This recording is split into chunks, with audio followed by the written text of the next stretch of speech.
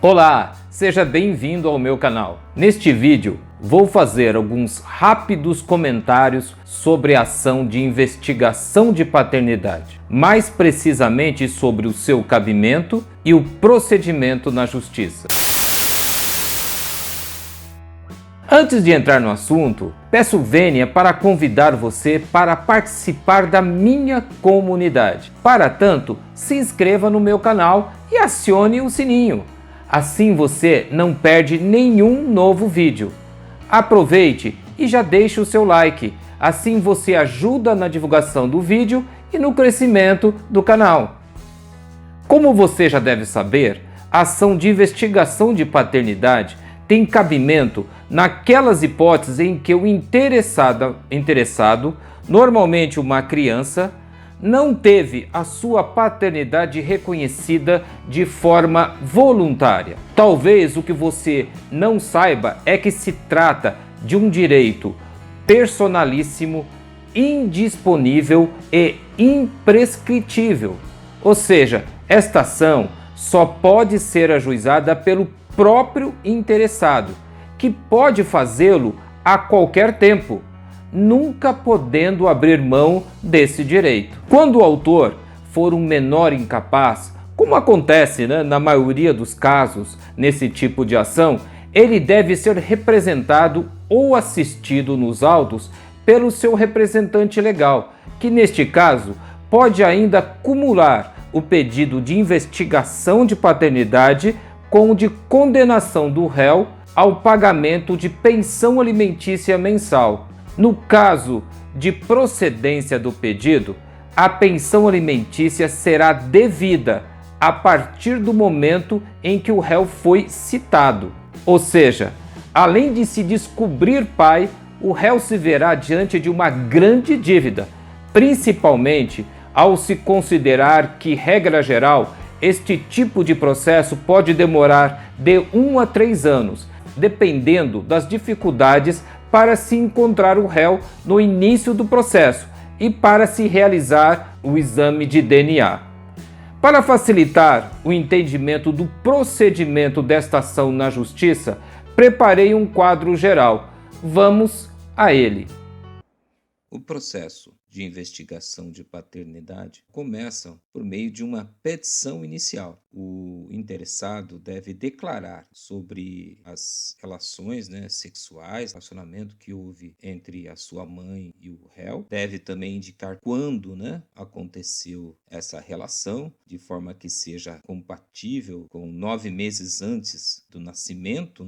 Além de declarar os seus motivos, na petição inicial deve-se também requerer a procedência do pedido, a fim de que réu seja reconhecido como pai do autor. Deve também se dizer qual o nome que a criança deverá passar.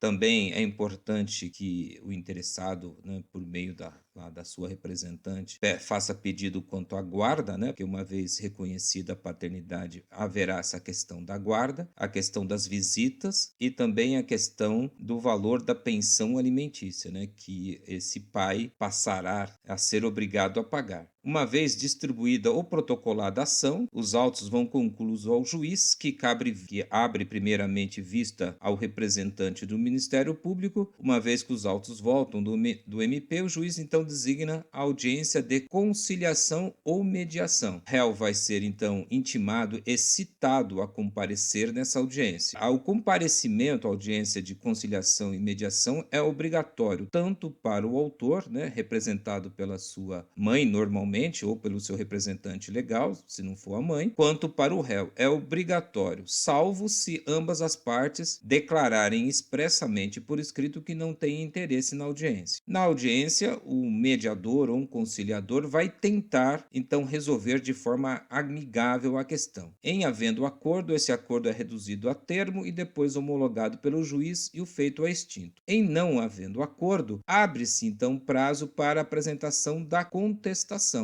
onde normalmente o réu então vai negar a paternidade que ela é imputada. O prazo para apresentação de contestação, neste caso, é de 15 dias úteis, e que além dele se manifestar sobre paternidade, que ela é imputada, né, ele tem que se manifestar também sobre eventual pedido de alimento. Apresentada a contestação, o juiz pode não ouvir, de acordo com aquilo que for alegado, novamente o autor. Depois vem a fase do saneamento, né, aquela fase que nós, advogados, chamamos de saneamento, em que o juiz verifica se o processo está regular, né, se não há nenhuma irregularidade formal no processo. Ele verificando que o processo está tudo ok, ele vai deferir as provas que as partes eventualmente requereram. Nesse tipo de processo, normalmente se realizam 3 tipos de provas: o depoimento pessoal das partes, o depoimento de testemunhas e a realização do exame de DNA. Uma vez saneado o feito, normalmente o juiz passa imediatamente à realização do exame de DNA. Muito bem, uma vez realizado o exame de DNA, o laudo é juntado nos autos. Se o resultado do DNA for positivo, o autor, né, pode já nessa fase do processo requerer os alimentos provisórios. Juntado o laudo, os autos voltam ao juiz, que vai marcar então uma audiência de conciliação, instrução e julgamento. O juiz vai novamente se reunir com as partes, na verdade pela primeira vez, né, porque na audiência de conciliação é um mediador ou um conciliador. Aqui na audiência de instrução e julgamento já é diretamente perante o juiz. Nessa audiência o juiz vai conversar com as partes e verificar se após a realização do exame de DNA é possível se fazer um acordo. Normalmente, se o resultado é positivo, né, quanto à paternidade,